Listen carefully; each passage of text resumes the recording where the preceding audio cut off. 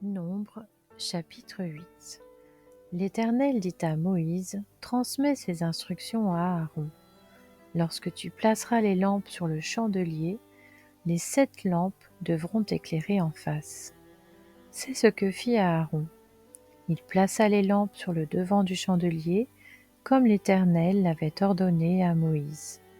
Le chandelier était en or battu. Il était en or battu de son pied à ses fleurs. Moïse avait fait le chandelier d'après le modèle que l'Éternel lui avait montré. L'Éternel dit à Moïse, « Prends les Lévites du milieu des Israélites et purifie-les. Voici comment tu les purifieras. Asperge-les d'eau expiatoire, qu'ils fassent passer le rasoir sur tout leur corps, qu'ils lavent leurs vêtements et qu'ils se purifient. Ils prendront ensuite un jeune taureau, avec l'offrande de fleurs de farine pétrie à l'huile qui l'accompagne. Tu prendras un autre jeune taureau pour le sacrifice d'expiation. Tu feras approcher les Lévites devant la tente de la rencontre et tu convoqueras toute l'assemblée des Israélites. Tu feras approcher les Lévites devant l'Éternel et les Israélites poseront leurs mains sur eux. Aaron fera pour les Lévites le geste de présentation devant l'Éternel, comme pour une offrande des Israélites, et ils seront consacrés au service de l'Éternel. Les Lévites poseront leurs mains sur la tête des taureaux, et tu offriras l'un en sacrifice d'expiation, l'autre en holocauste, afin de faire l'expiation pour les Lévites. Tu feras tenir les Lévites debout devant Aaron et devant ses fils, et tu feras pour eux le geste de présentation, comme pour une offrande à l'Éternel. Tu sépareras ainsi les Lévites des autres Israélites, et les Lévites m'appartiendront. Après cela, les Lévites viendront faire le service dans la tente de la rencontre. C'est ainsi que tu les purifieras, et que tu feras pour eux le geste de présentation, comme pour une offrande, car ils me sont donnés comme des dons pris du milieu des Israélites. Je les ai pris pour moi à la place de tous les premiers-nés des Israélites. En effet, tout premier-né des Israélites m'appartient, aussi bien des hommes que des animaux. Le jour où j'ai frappé tous les premiers-nés en Égypte, je me les suis consacrés, et j'ai pris les Lévites à la place de tous les premiers-nés des Israélites. J'ai donné les Lévites à Aaron et à ses fils, comme des dons pris du milieu des Israélites pour qu'ils effectuent le service des Israélites dans la tente de la rencontre, qu'ils fassent l'expiation pour les Israélites et que les Israélites ne soient frappés d'aucun fléau en s'approchant du sanctuaire. Moïse, Aaron et toute l'assemblée des Israélites firent pour les Lévites tout ce que l'Éternel avait ordonné à Moïse à leur sujet. C'est ainsi que les Israélites agirent envers eux. Les Lévites se purifièrent et lavèrent leurs vêtements. Aaron fit pour eux le geste de présentation, comme pour une offrande, devant l'Éternel, et il fit l'expiation pour eux, afin de les purifier. Après cela, les Lévites vinrent faire leur service dans la tente de la rencontre, aux côtés d'Aaron et de ses fils, conformément à ce que l'Éternel avait ordonné à Moïse à leur sujet. C'est ainsi que l'on agit envers eux. L'Éternel dit à Moïse, « Voici ce qui concerne les Lévites. Dès l'âge de 25 ans, tout Lévite entrera au service de la tente de la rencontre pour y exercer une fonction. Dès l'âge de 50 ans, il quittera sa fonction et ne servira plus. Il aidera ses frères dans la tente de la rencontre pour garder ce qui est confié à leur responsabilité, mais il ne fera plus de service. Voilà comment tu agiras envers les Lévites pour ce qui concerne leurs fonctions. » Nombre, chapitre 9. L'Éternel parla à Moïse dans le désert du Sinaï, le premier mois de la 2e année après leur sortie d'Égypte. Il dit que les Israélites célèbrent la Pâque au moment fixé. Vous la célébrerez au moment fixé, le 14e jour de ce mois, au coucher du soleil. Vous la célébrerez conformément à toutes les prescriptions et les règles qui s'y rapportent. Moïse ordonna aux Israélites de célébrer la Pâque, et ils célébrèrent la Pâque le 14e jour du premier mois, au coucher du soleil, dans le désert du Sinaï. Les Israélites se conformèrent à tous les ordres que l'Éternel avait donnés à Moïse. Il y eut des hommes qui étaient impurs, à cause d'un mort, et ne pouvaient donc pas célébrer la Pâque ce jour-là. Ils se présentèrent le jour même devant Moïse et Aaron et dirent à Moïse : « Nous sommes impurs à cause d'un mort. Pourquoi serions-nous privés de présenter, au moment fixé, l'offrande de l'Éternel parmi les Israélites ?» Moïse leur dit : « Attendez que je sache ce que l'Éternel vous ordonne. » L'Éternel dit à Moïse : « Transmets ces instructions aux Israélites. Si l'un de vous ou de vos descendants est impur à cause d'un mort, ou bien est en train d'effectuer un long voyage, il célébrera néanmoins la Pâque en l'honneur de l'Éternel.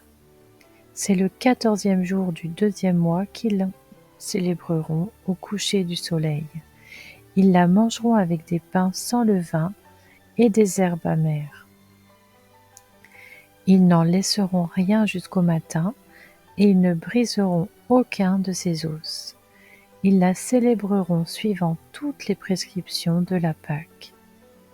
Si quelqu'un qui est pur et n'est pas en voyage s'abstient de célébrer la Pâque, il sera exclu de son peuple. Cet homme-là supportera les conséquences de son péché parce qu'il n'a pas présenté l'offrande de l'Éternel au moment fixé. Si un étranger en séjour chez vous célèbre la Pâque de l'Éternel, il se conformera aux prescriptions et aux règles de la Pâque. Vous aurez la même prescription pour l'étranger et pour l'Israélite. Le jour où le tabernacle fut dressé, la nuée couvrit le tabernacle, la tente de la rencontre. Depuis le soir jusqu'au matin, elle eut l'apparence d'un feu sur le tabernacle. Cela se passa constamment ainsi. La nuée couvrait le tabernacle, et la nuit, elle avait l'apparence d'un feu. Quand la nuée s'élevait au-dessus de la tente, les Israélites partaient. Ils campaient à l'endroit où s'arrêtait la nuée. Les Israélites partaient sur l'ordre de l'Éternel, et ils campaient sur l'ordre de l'Éternel. Ils campaient aussi longtemps que la nuée restait sur le tabernacle. Quand la nuée restait longtemps sur le tabernacle, les Israélites obéissaient au commandement de l'Éternel et ne partaient pas. Quand elle restait peu de jours sur le tabernacle, c'est sur l'ordre de l'Éternel qu'ils campaient et partaient. Si la nuée s'arrêtait du soir au matin et s'élevait le matin, ils repartaient. Si elle s'élevait après un jour et une nuit, ils partaient. Qu'elle s'arrête sur le tabernacle 2 jours, 1 mois ou 1 année, les Israélites restaient à camper et ne partaient pas. Et quand elle s'élevait, ils partaient. C'est sur l'ordre de l'Éternel qu'ils campaient et partaient. Ils obéissaient au commandement de l'Éternel conformément à l'ordre que l'Éternel avait donné par l'intermédiaire de Moïse. Nombre, chapitre 10. L'Éternel dit à Moïse : « Fais-toi 2 trompettes en argent. Tu les feras en argent battu. Elles te serviront pour convoquer l'assemblée et pour signaler le départ des camps. Quand on en sonnera, toute l'assemblée se réunira près de toi, à l'entrée de la tente de la rencontre. Si l'on ne sonne que d'une trompette, les princes, les chefs des milliers d'Israël, se réuniront près de toi. Quand vous sonnerez avec éclat, ceux qui campent à l'est partiront. Quand vous sonnerez avec éclat pour la deuxième fois, ceux qui campent au sud partiront. On sonnera avec éclat pour leur départ. Vous sonnerez aussi pour convoquer l'assemblée, mais pas avec éclat. Les fils d'Aaron, les prêtres, sonneront de la trompette. Ce sera une prescription perpétuelle pour vous au fil des générations. Dans votre pays, lorsque vous irez à la guerre contre l'ennemi qui vous combattra, vous sonnerez de la trompette avec éclat. Ainsi, vous vous rappellerez au souvenir de l'Éternel votre Dieu, et vous serez délivrés de vos ennemis.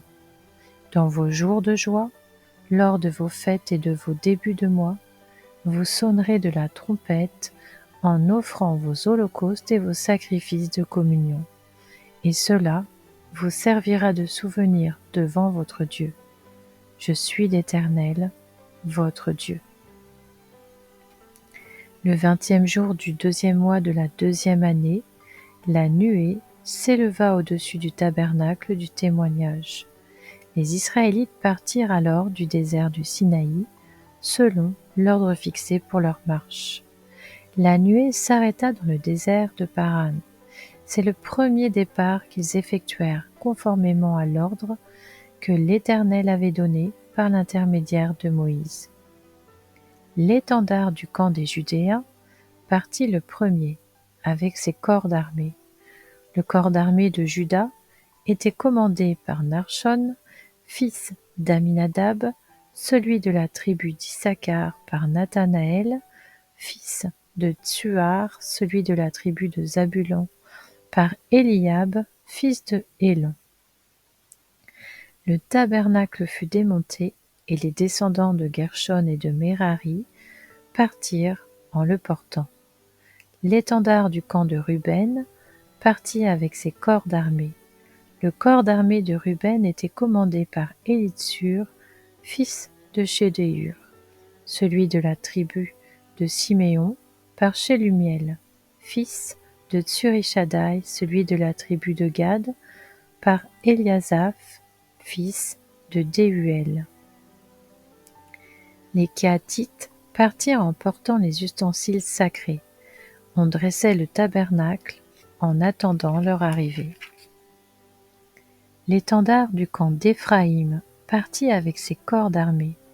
Le corps d'armée d'Éphraïm était commandé par Élishama, fils d'Ammiud, celui de la tribu de Manassé, par Gamliel, fils de Pédatsur, celui de la tribu de Benjamin, par Abidan, fils de Gidéoni. L'étendard du camp de Dan partit avec ses corps d'armée. Il formait l'arrière-garde de tous les camps. Le corps d'armée de Dan était commandé par Ahiézer, fils d'Amishaddaï, celui de la tribu d'Azer par Pagiel, fils d'Ocran, celui de la tribu de Nephtali par Ahira, fils d'Enan. Tel fut l'ordre d'après lequel les Israélites se mirent en marche selon leur corps d'armée. C'est ainsi qu'ils partirent. Moïse dit à Hobab, le fils de son beau-père madianite Réhuel, « Nous partons pour l'endroit que l'Éternel a déclaré vouloir nous donner. Viens avec nous, et nous te ferons du bien, car l'Éternel a promis de faire du bien à Israël. » Hobab lui répondit, « Je ne viendrai pas, j'irai au contraire dans mon pays et dans ma patrie. » Moïse dit, « Ne nous quitte pas, je t'en prie, puisque tu connais les endroits où nous campons dans le désert. Tu nous serviras de guide, et si tu viens avec nous, nous te ferons jouir du bien que l'Éternel nous fera. » Ils partirent de la montagne de l'Éternel et marchèrent 3 jours. L'arche de l'alliance de l'Éternel partit devant eux et fit une marche de 3 jours pour leur chercher un lieu de repos. La nuée de l'Éternel se trouvait au-dessus d'eux pendant le jour lorsqu'ils partaient du camp. Quand l'arche partait, Moïse disait : « Lève-toi, Éternel, et que tes ennemis soient dispersés, que ceux qui te détestent prennent la fuite devant toi. » Et quand on la posait, il disait : « Reviens, Éternel, vers les dizaines et dizaines de milliers d'Israël. »